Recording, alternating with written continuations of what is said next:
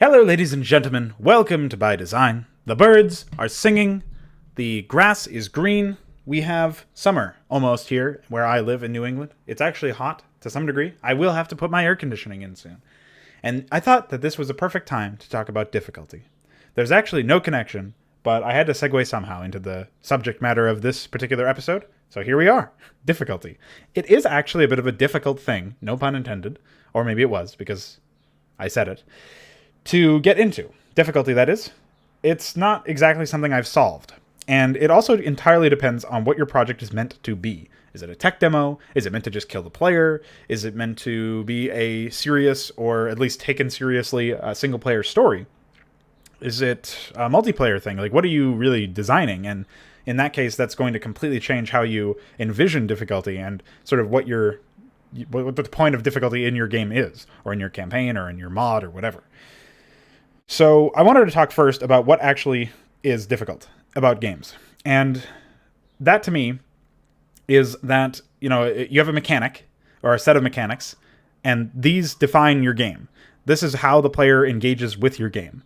And so if you have mechanics that are deep enough or are complex enough that you can tell the difference if you're watching a high-level player or a noob that's just picked up the game, and a little bit less binarily, if you are watching a player who's put a couple hours into the game or a couple thousand hours into the game, and then watching a semi-pro and then watching a top pro who's like the best player at your game, like if you can tell a distinct difference between all three of these, then your game probably has some degree of skill expression, right? That would be a reasonable thing to take away from it, because these players are expressing their skill in different ways. So when I watch a replay from, say, Dynamo, who's not the best StarCraft player, we'll say, and he's playing one of my missions, and then I go over and watch a replay of Connor doing the same thing, I can clearly see the difference in skill expression, because StarCraft as a game, which is what I'm modding, is a game with a lot of skill expression, a lot of disparity between high-level players and low-level players and everything in between. And it also has a lot of room, at least in the maps that I make. I'm not obstructing that skill expression. I'm trying to accentuate it. I'm trying to, maybe tug it in a direction that I feel is better, or I personally prefer, because I am mostly making this stuff for my own sake, because I want to play stuff that's like what I'm making.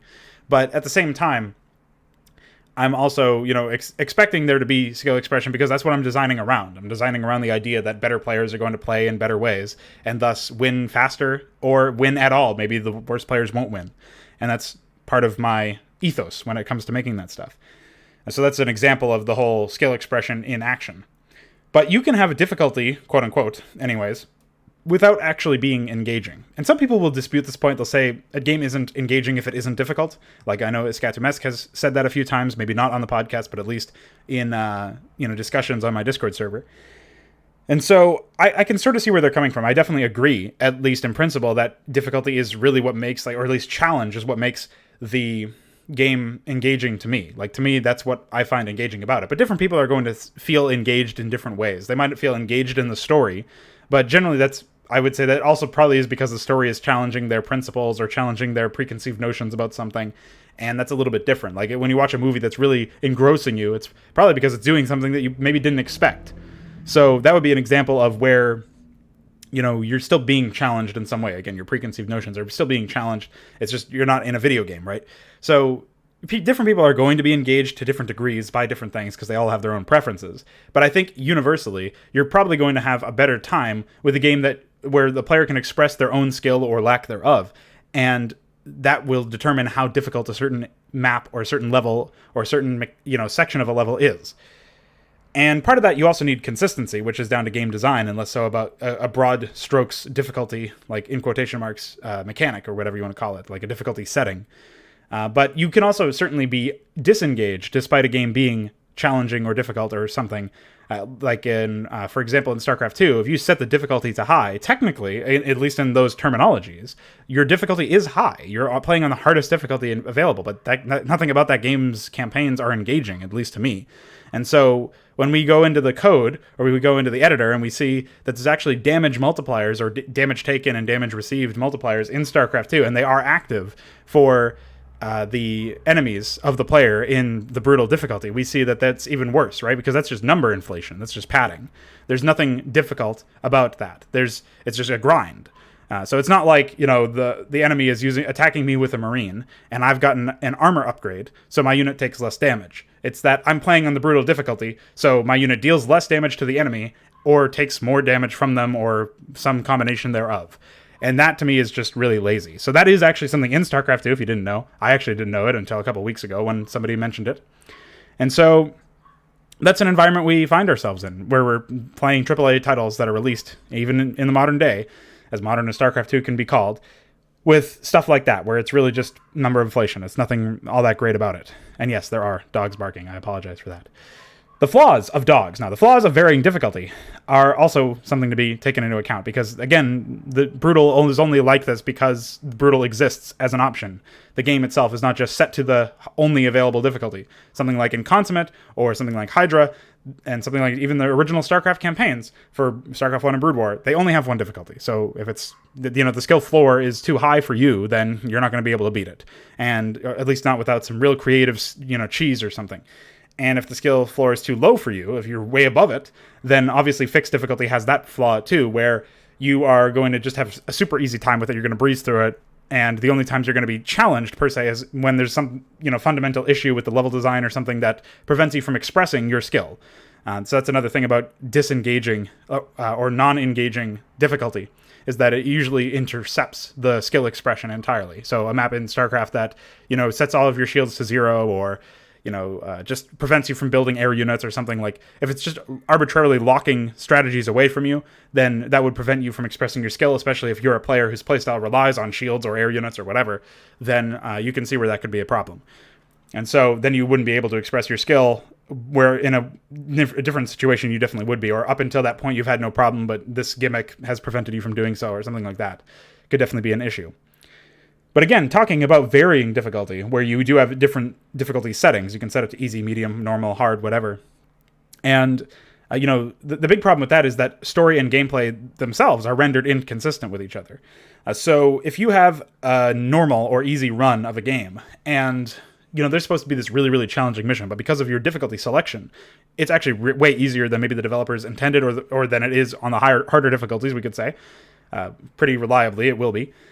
Easier, that is. So if that ends up happening, then you're dealing with, this issue where the characters are reacting, at least you would think in the narrative, that as if that was a really difficult battle. But it wasn't really. And so there's a disconnect there, where you're playing on normal and you're saying, that wasn't really that challenging. And certainly not as challenging as they make it out to be in the acting and the choreography or whatever of the cutscenes, or whatever is going on to tell you that the characters feel that was a difficult battle. And so there is a disconnect there. You're like, wait, but there's no difficulty. There was no difficulty there, so why are they acting like it's difficult? That's a disconnect. And so you're not going to be able to relate to them as much. The characters, the story, stakes, you're not going to be able to relate to any of those if the difficulty is out of whack, if it's not representative of the story's scale. And so that is a big issue, I would say, with varying difficulty, is that, also you could play on a harder difficulty than was the intended difficulty. For example, Legendary in Halo, they say that Heroic is the way Halo was meant to be played, but Legendary is like a step up in challenge. Well, it's not really, because you just have to run around with a plasma pistol, and that's the only way that you can do that, is basically cheesing the shields off of people because they have insane shields. So that would be like, again, number inflation. It goes back to that. In that case, a mission that wasn't supposed to be that challenging, and so the characters brush it off, could have taken you a really long time, and you might have spent 10 hours on the first Halo mission and been like, wow, that was insane, but then the character's like, oh yeah, that was great. I don't really remember that first Halo mission, so I don't know what they actually say in that case, but imagine a situation where that did happen, where the characters are just shrugging it off, and they're like, all right, what's next? Let's go, hit me with the next one, and you're just like, bent over the controller like, oh god, what the fuck? That was so challenging, and not really challenging, but took so long.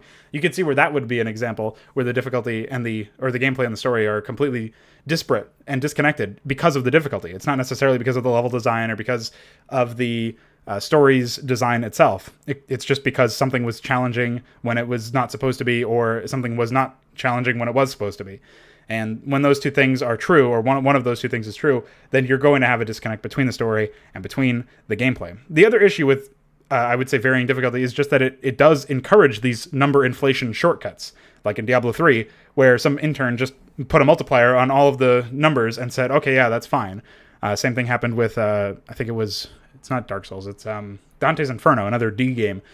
So, stuff like this happens where you just get inflated numbers because you selected the harder difficulty. And that's because to actually make it so that the difficulty is representative of the story scale, but somehow toned down in a more respectful manner, in a way that is more consistent with the story, still challenges a player of that skill level without doing so too highly, and, still challenges a player of the harder or higher skill level, whatever you want to call that, without doing so in a way that is too cheap. That takes a lot of effort, and that is design overhead in that regard. So that would be why that often happens. I would say that varying difficulty should manifest in, I guess, less aggressive opponents on the easier difficulty and more aggressive opponents on the harder difficulties. And the higher difficulty you select, the higher level that execution and that strategy ends up being.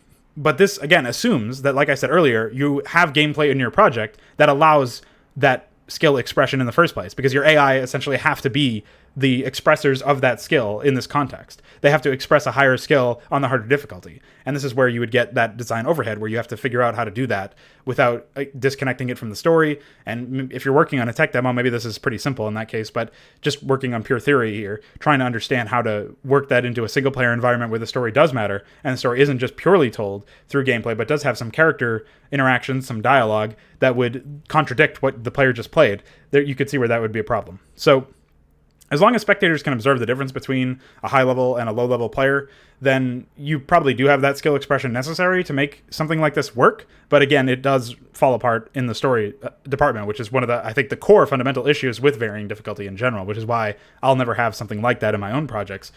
Maybe that would be something that I would look into when we have a little bit more of a grasp on what adaptive difficulty is, because that could be an actual solution. And I'll talk about adaptive difficulty in a second. I just want to talk about fixed difficulty first, because it's a much simpler concept to explain. And it's actually even simpler than varying difficulty. It's as if, again, there was only one difficulty option, because that's what fixed difficulty is.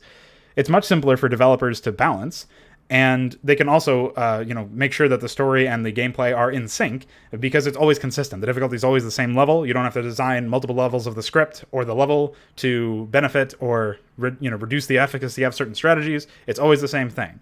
And the downsides are that, again, if you're above the skill floor too high, then you're going to have a really easy time, and the inverse will be true, where if you're too far below the skill level, you'll never be able to beat the first mission, maybe. That's not necessarily a downside, at least the latter part there, if you're designing from my perspective, where your missions are meant to be challenging because the story is meant to have scale to it, and that's how part of the way that you tell a story is through your gameplay. More on that in another episode of By Design, but generally you'll have some concepts like that where you have fixed difficulty, and that's okay that lesser skilled players are not able to even pass the first mission, because that is a skill check in that sense, and the skill floor is there for a reason. If you're too far below it, then you won't be able to finish the mission, and that's self-explanatory. That's just a sort of downside of fixed difficulty that I've taken and said, this doesn't matter to me, so it's not a problem. It's a non-issue for me. Then the other issue, though, is that if a player is really high above your skill floor, you might want to consider trying to tune it up in a fair way again, and that introduces more design overhead in that sense, just like as if you were doing varying difficulty, because you're basically designing a harder version of your mission, or you're increasing the difficulty in your mission, but you want to do so in a natural way, and you probably wouldn't want to release just a harder version of your map, because then you basically are doing varying difficulty. You would want to make that the new baseline, and so you'd have to make sure you yourself could beat your own levels. So you would want to make sure that you improved as a player. So that can encourage you to do those things. It is good on paper, but again, that's just talking theory. In practice, it is rarely like that. So I would just encourage people to be cautious about that. But like I said, adaptive difficulty is potentially the solution that we could all, rally around and use to our advantage. Adaptive difficulty is very rarely seen, at least in my experience. People would like to put it on their back of their box art or whatever, like in StarCraft 2, but that AI on release, at the very least, built roaches to counter void rays, so it's not really that adaptive in that respect. So the reason why it's rarely seen in actuality, and as opposed to just on marketing, is because it's a huge design overhead. It's never really been done well in my experience. It's just one of those things where people are checking the wrong kind of conditions, or not enough of the right kind of conditions, before adapting the wrong kinds of things, or maybe, less so than they should. So this would be like if you raised the health of an enemy every time that the player killed them. Like, obviously that is technically adaptive difficulty in a sense, but again, it's not in an engaging way. And I don't think I've seen exactly that method, but I've thought about, I've thought back on the games that I've played before making this video, and I haven't really seen any games that have purported to have adaptive difficulty that have changed the right kinds of things. If anything, again, they did make it more of a chore to kill enemies as opposed to, defeating them with a different kind of strategy because of the fact that they adapted to your strategy from before. And so, like, they learned and triumphed over you the next time, and you had to redo the mission and try a different strategy out in order to win. It was, that was rarely the case anyways. And that would be what you would want to some degree, but you would never want to scale it back the other way. I think you would leave the skill floor where it is, and then as players become more successful, especially if they're doing the same kind of strategy, you would sort of detect their preferences and detect their personality, and then with keeping in mind the personality of the enemy that the player is playing against. So in this case, if you had Todd playing as the commander of an enemy Terran force, and he likes to spam out a certain kind of unit, or he likes to expand a lot, or he likes to attack a lot, he has a certain personality that he's expressing, and that AI is a conduit for that expression.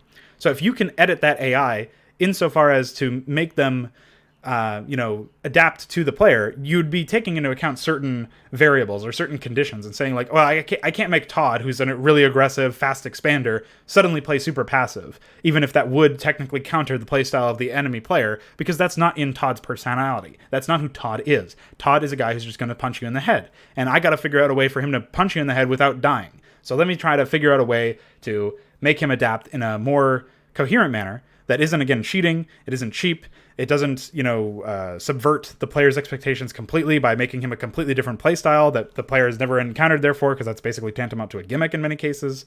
That would be something where, I guess the only closest thing you could do is have him call in a different AI ally or something that does behave that way in that sense, that could potentially counter the player's playstyle, but Todd himself could not do that. So you have to figure out a way to handle that sort of thing in adaptive difficulties.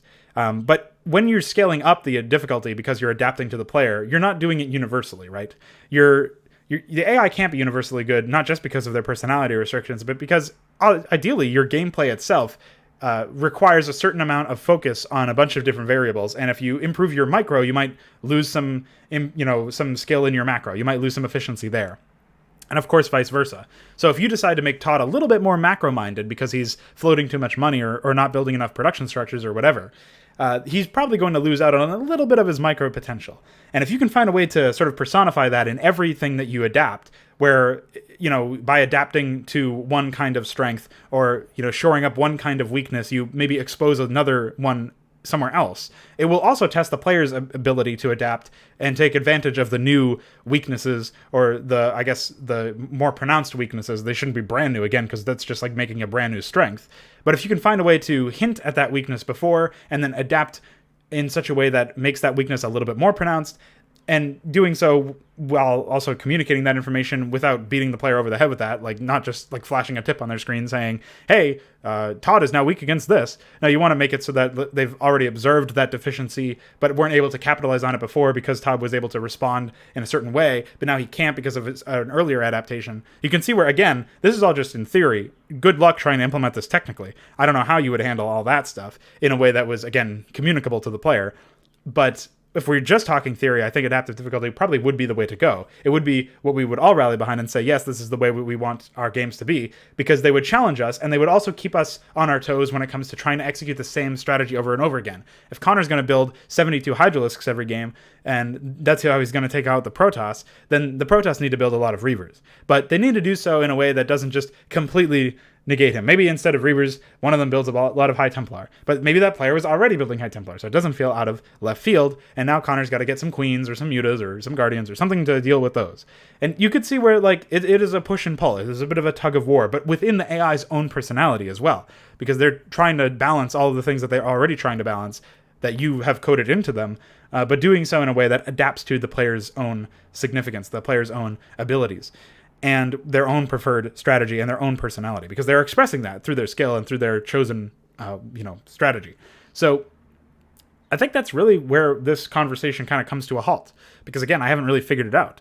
all things told, I still recommend fixed difficulty, especially if you're just making, something to flesh your skills out, a tech demo or whatever. Even if you're making a single player experience that you intend to take seriously. If you're a hobbyist or a developer or whatever, you really should at least try to start it off at fixed difficulty and then work in some adaptations. I would still stay away from varying difficulty because generally there is always that disconnect with the story. The alternative is it's much harder to do well, and you want to do it well. Whereas, fixed difficulty will have some obvious deficiencies, but if you can at least make a satisfying experience to play from start to finish once, then you can start to add replay value through adaptive difficulty or through some variance there that doesn't feel RNG completely out of the player's hands. You can start to work that in to your project when you go back to update it, or to your process when you go over and make your next project. So that would be how I would describe difficulty in a nutshell, in a succinct sort of 21-minute video that we have made here today. So hopefully it was useful for you. Again, sorry about the dogs. They exist everywhere. And don't be one. Don't make Diablo 3. Make something that is actually difficult and engaging.